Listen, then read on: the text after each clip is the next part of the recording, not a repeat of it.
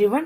आज आपण इथे TY BComचा कॉस्ट अकाउंटिंगचा टॉपिक नंबर 4 ओव्हरहेड्स स्टार्ट करतोय.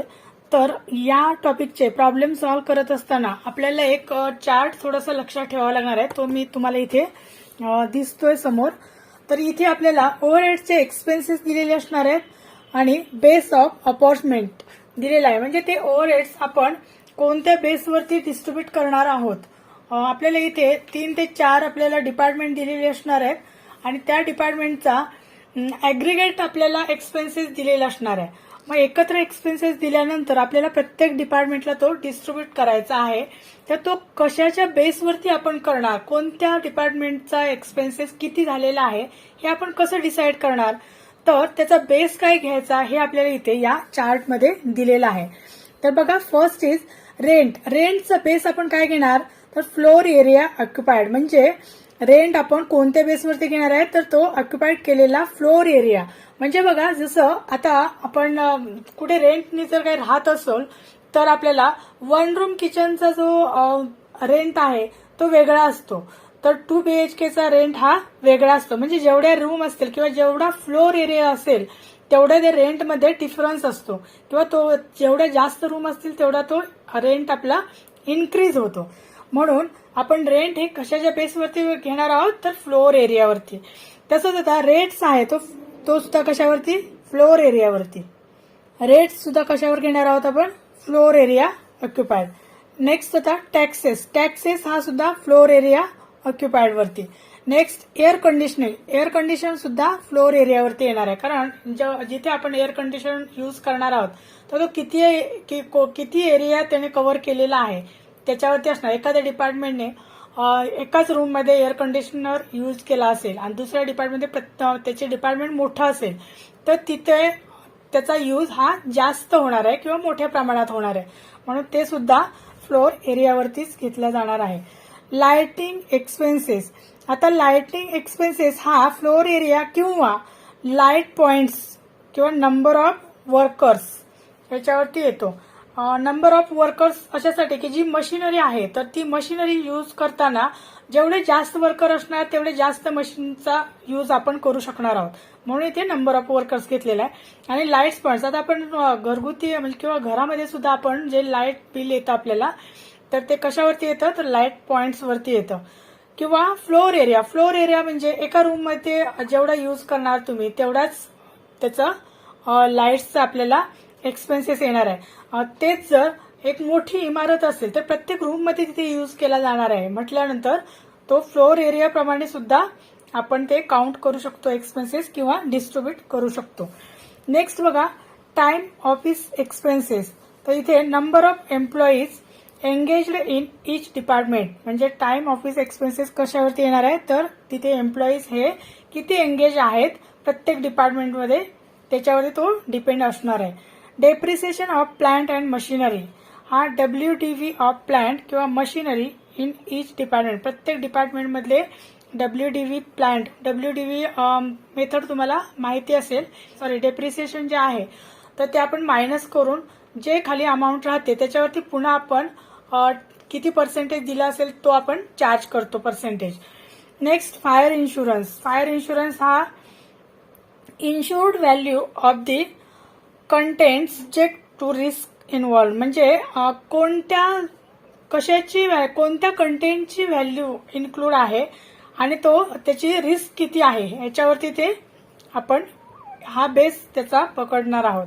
नेक्स्ट बघा, कॅन्टीन एक्सपेन्सेस किंवा वेलफेअर एक्सपेन्सेस. तर तो आहे number of employees or wedges of each department. म्हणजे जिथे एम्प्लॉईड किती आहेत त्याच्यावरती कॅन्टीनचा एक्सपेन्सेस राहणार आहेत. इलेक्ट्रिक पॉवर हा हॉर्स पॉवर रेटिंग हा किती तास आपण यूज केलं त्याच्यावरती असणार आहे. पुन्हा इथे आलं डेप्रिसिएशन. तर डेप्रिसिएशन कॅपिटल व्हॅल्यू म्हणजे त्या मशीनच्या व्हॅल्यूवरती आपण पर्सेंटेज इथे दिलेलं आहे. हे आहे ते पर्सेंटेज आहे आणि कशावरती आपण हे करणार ते आहे. तर पर्सेंटेज कशावरती, तर ते कॅपिटलची व्हॅल्यू किती आहे त्याच्यावरती. Delivery expenses. तर डिलिव्हरी एक्सपेन्सेस येणार आहे वेट, व्हॉल्यूम किंवा टन मिल ह्याच्यावरती असणार आहे. Next supervision. सुपरविजन हे नंबर ऑफ एम्प्लॉईज और टाइम डिवोटेड म्हणजे किती एम्प्लॉईज तुमच्याकडे वर्किंगसाठी आहेत त्याप्रमाणेच आपल्याला सुपरवायझर सुद्धा आपल्याला तेवढेच ठेवावे लागणार आहेत. म्हणजे जर एम्प्लॉईज जास्त असतील तर आपल्याला सुपरवायझरची जी संख्या आहे ती सुद्धा वाढवावी लागणार आहे. नेक्स्ट बघा, telephone expenses number of calls और नंबर ऑफ टेलिफोन्स म्हणजे जेवढे तुम्ही कॉल्स करणार त्याच्यावरती किंवा टेलिफोन किती आहेत त्याच्यावरती तुमचं ते बिल, तो एक्सपेन्सेस हा डिपेंड असणार आहे. ऑडिट फी, सेल्स और टोटल कॉस्ट. ऑडिट फी कशावरती असणार आहे? तुमचा टोटल सेल्स किंवा टोटल कॉस्ट किती होते तुमच्या गुड्सची त्याच्यावरती डिपेंड असणार आहे.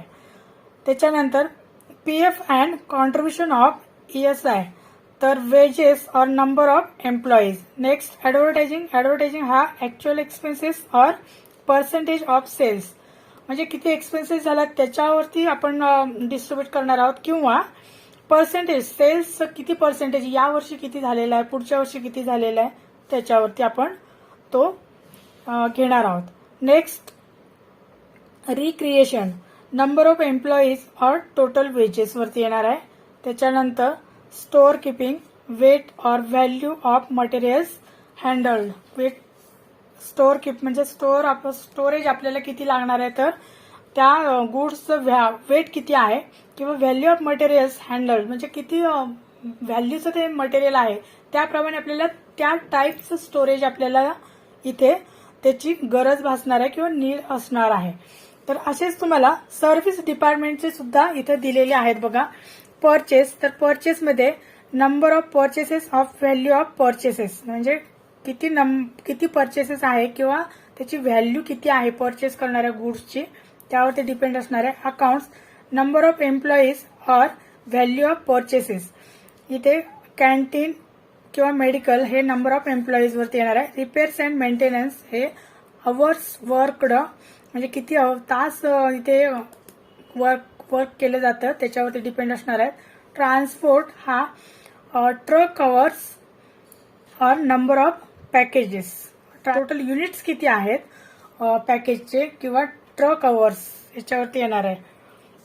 नेक्स्ट स्टीम ह्या कन्झम्पशन वरती म्हणजे एखाद्या प्रोडक्टला जर स्टीम द्यावी लागत असेल तर ती किती कन्झम्पशन तुम्ही केलेलं आहे, किती त्याचा यूज केलेला आहे त्याच्यावरती ते डिपेंड असणार आहे.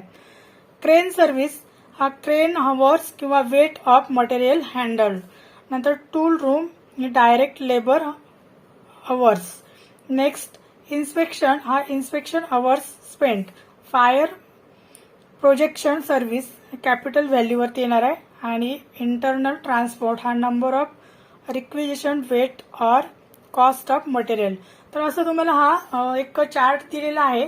हा प्रोडक्शन डिपार्टमेंटचा हा दिलेला आहे आणि इथे तुम्हाला सर्व्हिस डिपार्टमेंट. आता कोणतंही प्रोडक्शन आपण करत असताना तिथे प्रोडक्शन डिपार्टमेंट बरोबर सर्व्हिस डिपार्टमेंट सुद्धा अवेलेबल असतं किंवा त्याची गरज. तर हा असा चार्ट आहे आणि हा तुम्हाला लक्षात ठेवायचा आहे. या बेसवरती तुम्हाला जे तुम्हाला एक्सपेन्सेस दिलेले असणार आहेत प्रॉब्लेममध्ये ते तुम्हाला घ्यायचे आहेत किंवा ते डिस्ट्रीब्यूट करायचे आहेत याच्या रेशोमध्ये, किंवा याचा जो एक्सपेन्सेस दिलेला असणार आहे तुम्हाला चारही डिपार्टमेंटचा एकत्र एक्सपेन्सेस दिलेला असणार आहे तो तुम्ही चारही डिपार्टमेंटला डिस्ट्रीब्यूट करून द्यायचा आहे. तर तो कसा द्यायचा हे तुम्हाला आता ऍक्च्युअलमध्ये प्रॉब्लेम ज्यावेळेस आपण सॉल्व्ह करणार आता त्यावेळेस तुमच्या लक्षात येईलच. हा फक्त तुम्ही चार्ट हा लिहून काढा आणि लक्षात ठेवा. आणि जे स्टुडंट नवीन आहेत त्यांनी चॅनलला सबस्क्राईब करा, लाईक करा आणि कमेंट्स करा. एक प्रॉब्लेम, तर हा प्रॉब्लेम मी तुम्हाला घेतलेला आहे. Problem number first. आधी मी तुम्हाला हा मग रीड करून दाखवते आणि मग आपण हा सॉल्व्ह करूयात म्हणजे तुमच्या लक्षात येईल की या टाईपचे प्रॉब्लेम्स आपण कसे सॉल्व्ह करणार आहोत ते. फर्स्टली मी तुम्हाला इथे प्रॉब्लेम रीड करून दाखवते. प्रॉब्लेम नंबर फर्स्ट हा रिसेंट आलेला प्रॉब्लेम आहे 2017 नोव्हेंबर 2017 आणि हा TY BCom बरोबर CMA साठी सुद्धा आलेला आहे. आणि रिसेंटली म्हणजे आता आपल्याला 2070 किंवा 2080 चेच प्रॉब्लेम मिळणार आहेत कारण after then due to corona virus exam या सगळ्या ऑनलाईन झालेल्या आहेत, त्यामुळे आपल्याला प्रॉब्लेम त्यानंतरचे अवेलेबल नाही आहेत. सो फर्स्ट प्रॉब्लेम बघा. A company is having 3 production departments नेमली A, B and C and 2 service departments X and Y. The expenses incurred during the month of December 2016 are as follows. आता इथे आपल्याला expenses दिलेले आहेत. सुपरविजनचा 3 lakhs, fire insurance on stock 1 lakh, motive power 1,80,000, electric lighting 60,000, rent and taxes 1 lakh, repairs and maintenance 1,70,000 and depreciation on plant 85,000. The following information is also available for above department. आता इथे पुन्हा आपल्याला extra information दिलेली आहे, तर त्यांनी आपल्याला इथे बेस सुद्धा दिलेला आहे. प्रत्येक डिपार्टमेंटचा बेस तुम्ही काय घ्यायचा आहे तो, आणि त्याचे आपल्याला प्रत्येक डिपार्टमेंटने ते किती यूज केलेला आहे. तर आता फ्लोर स्पेस किती आहे 1,500, बी चा आहे 1,000, सी चा आहे 900, एक्स साठी 500 अँड वाय साठी 100 दिलेला आहे. Number of workers 200, 100, 100, 150 and 50. HP of machine 80, 50, 20. Direct wedges दिलेले आहेत आपल्याला 30,000, 20,000, 20,000, 10,000, 10,000. Value of plant 1,20,000, 90,000, 60,000, 30,000 and 40,000. Value of stock 1,50,000, 90,000, 60,000. Lights points 40, 20, 20, 10 and 10. And prepare a statement showing primary distribution of overheads. आता इथे आपल्याला प्रायमरी डिस्ट्रीब्युशनचं ओव्हरहेड्सचं प्रायमरी डिस्ट्रीब्युशनचं आपल्याला इथे स्टेटमेंट प्रिपेअर करायला सांगितलेलं आहे. तर आधी फर्स्टली आपण त्याचा फॉर्मॅट आधी ड्रॉ करून घेऊयात आणि देन आपण प्रॉब्लेम सॉल्व करायला स्टार्ट करणार आहोत. फॉर्मॅट आता रेडी आहे आणि याला आपण हेड देणार आहोत statement of primary distribution.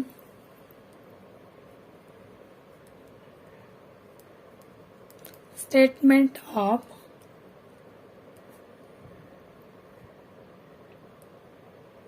Primary distribution overheads of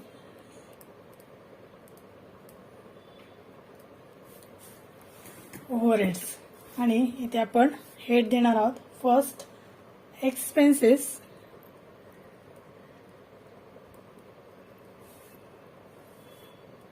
expenses, next basis of allocation,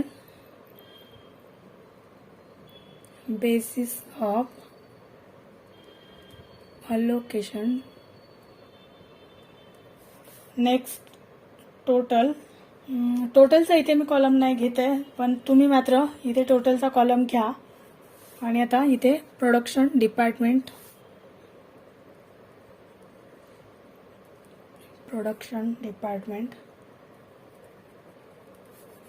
आणि सर्व्हिस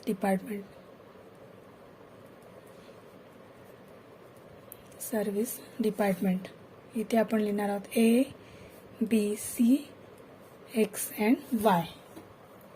तुम्ही इथे मात्र टोटलचा कॉलम घ्या, किंवा मग हा बेसिसचा हे करून कॅन्सल करून मला इथे टोटलचा कॉलम घ्यावा लागेल. आणि मग कशाच्या बेसवरती आहे ते आपण डायरेक्टच इथे घ्यायला हवं. पण अमाऊंट आपल्याकडे आहे तर मी काय करते, टोटलचा कॉलम इथे घेत नाही. आता तर फर्स्ट बघा, फर्स्ट आता आपल्याला दिलेला आहे डायरेक्ट वेजेस आपण घ्यायचे आहेत. फर्स्टली इथे आपले डायरेक्ट वेजेस आहेत.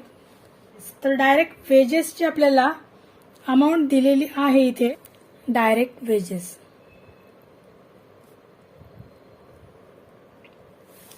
वेजेस आपल्याला दिलेले आहेत 10,000 अँड 10,000. सर्व्हिस डिपार्टमेंटचेच फक्त आपण डायरेक्ट वेजेस घ्यायचे आहेत.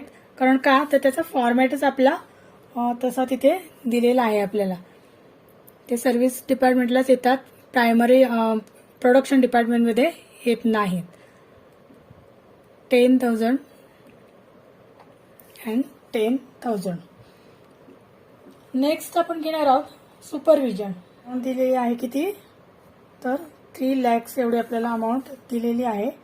आणि सुपरविजनचं आपण कशावरती घेणार आहोत, कोणता बेस घेणार आहोत, तर त्याला बेस घेणार आहोत आपण नंबर ऑफ वर्कर्स. कारण नंबर ऑफ वर्कर्स जेवढे आहेत त्यावरती आपल्याला सुपरवायझरची नियुक्ती करावी लागणार आहे.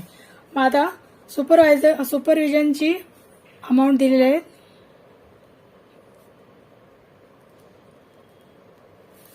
सुपरविजन याचा बेस घेणार आहोत आपण नंबर ऑफ वर्कर्स. आता नंबर ऑफ वर्कर्स बघा, इथे आपल्याला आपल्याला जी एक्स्ट्रा इन्फॉर्मेशन दिलेली आहे त्याच्यामध्ये दिलेले आहेत.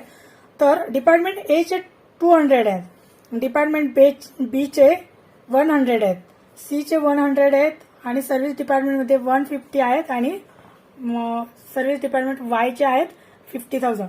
तर आता याचा आपल्याला काय करावं लागणार आहे, तर रेशो आपल्याला याचा फाइंड आउट करावा लागणार आहे की हे कोणत्या रेशोमध्ये आहेत तिने.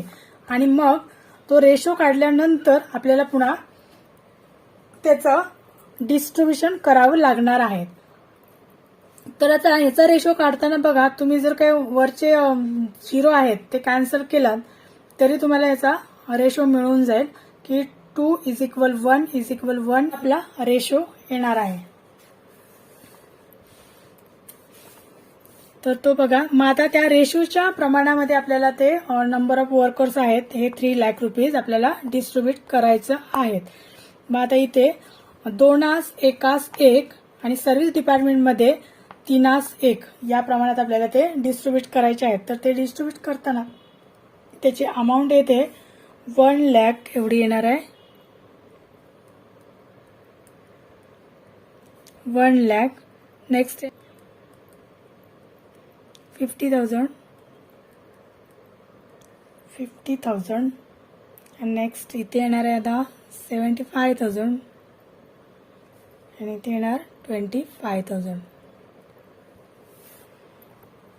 नेक्स्ट आपल्याला दिलेला आहे फायर इन्शुरन्स. तर इन्शुरन्स आपण व्हॅल्यू ऑफ स्टॉक असं घेणार आहोत.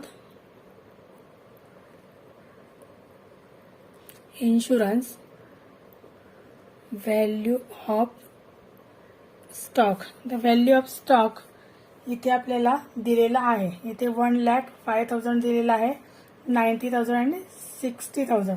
तर याच्या आपण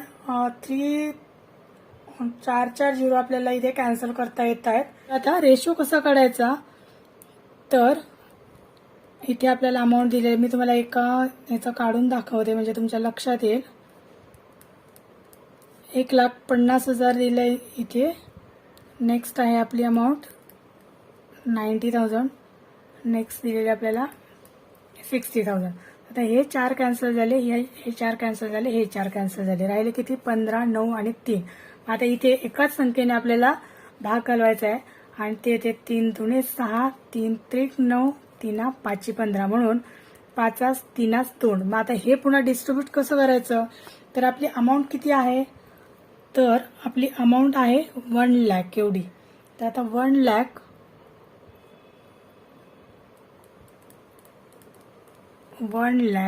भागिले काय करणार आपण, 5 आणि 3 8 आणि हे 10 इंटू. मग आता फर्स्ट आपल्याला द्यायचं आहे कोणाला, तर 5 ज्याचा रेशो आहे त्याला डिस्ट्रीब्यूट करायचा आहे. म्हणून आपण इथे फर्स्ट घेणार 5 आणि जी अमाऊंट येणार आहे ती आपण त्याला देणार आहोत.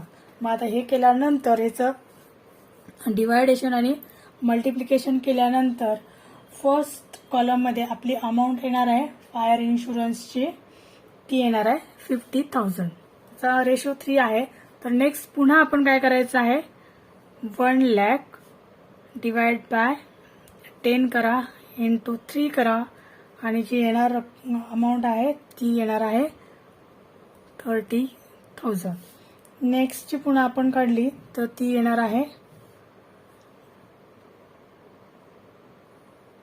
2 आहे, म्हणजे इथे 20,000 येईल. पुन्हा आपण 1 लाख डिवाइड बाय 10 इंटू 2 करणार आणि मग इथे येणार आहे 20,000. मग आता हे 50 झाले आणि हे 3 आणि 2 5 म्हणजे 1 लाख आपली टोटल आली. तर असं आपल्याला प्रत्येकाचा रेशो फाइंड आउट करावा लागणार आहे आणि त्या रेशोमध्ये आपल्याला ते डिस्ट्रीब्यूट करावं लागणार आहे. तर तुम्ही पुन्हा रेशो कसा काढायचा ह्याच्यात कन्फ्युजन न होण्यासाठी मी इथे तुम्हाला एक एक्झाम्पल सांगितलेलं आहे की कसा रेशो फाइंड आउट करायचा ते. तर आता फर्स्ट बघा आपली किती आली. फर्स्ट 5 ज्याचा रेशो 5 आला ए डिपार्टमेंटचा, तर तिथे अमाऊंट आली 50,000 म्हणून 50,000. नेक्स्ट 30,000 आणि नेक्स्ट 20,000. इथे रेशो काढणं हे सुद्धा महत्वाचं आहे. किंवा तुम्ही डायरेक्ट अमाऊंट घेऊन सुद्धा त्या रेशोमध्ये सुद्धा इथे जो आहे ना त्या रेशोमध्ये देऊ शकता. फक्त इथे तुम्हाला डिवायडेशन करताना किंवा मल्टिप्लिकेशन करताना थोडंसं ते डिफिकल्ट होणार आहे मोठ्या अमाऊंट घेतल्यात तर. आणि आता सर्व्हिस डिपार्टमेंटला नाही आहे आपल्याला मोटिव्ह पॉवर इथे आपल्याला 1,80,000 एवढी आपल्याला अमाऊंट दिलेली आहे. आणि तो आपण कशावरती घेणार आहोत. इथे दिलेला आपल्याला HP of machine. Motive power इथे लिहूया HP ऑफ मशीन. आणि HP ऑफ मशीन आपल्याला दिलेला आहे इथे 80, 50, 20. आता याचा एक एक झिरो कट केला तर रेशो आपल्याला मिळणार आहे 8, 5, 2 असा. आणि मग त्या रेशोमध्ये आपण ते डिस्ट्रीब्युशन करायचं आहे 1,80,000. मग ते येणार आहे 96,000 फर्स्टला, सेकंडला येणार आहे 60,000 आणि थर्डला येणार आहे 24,000. आता तुमच्या लक्षात आलं असेल आपण कसं डिस्ट्रीब्युशन करतोय ते. नेक्स्ट आहे इलेक्ट्रिक लाइटिंग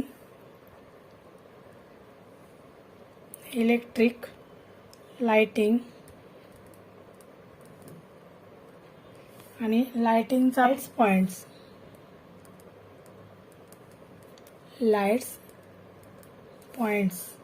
तर लाइट्स पॉइंट्स आपल्याला दिलेले आहेत 40, 20, 20, 10, 10. इथे सुद्धा 1, 1, 0 कट केल्यानंतर रेशो आपल्याला मिळतो 4 = 2 = 2. आणि सर्व्हिस डिपार्टमेंटचा येतो 1 = 1 असा. तर 24,000, 12,000, नेक्स्ट 12,000 आणि इकडे येणार आहे 6,000 अँड 6,000. इथे नाही आहे सर्व्हिस डिपार्टमेंटला, तर तिथे आपण असा डॅश करून घेऊया. आता नेक्स्ट बघा रेंट अँड टॅक्सेस.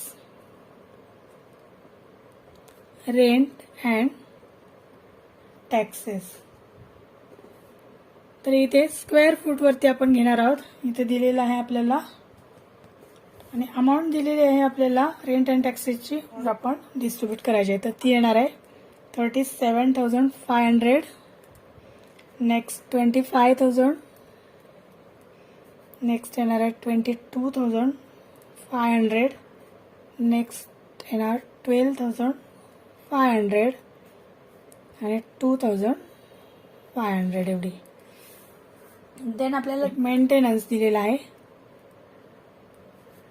तर इथे दिलेलं आहे आपल्याला रिपेअर्स अँड मेंटेनन्स.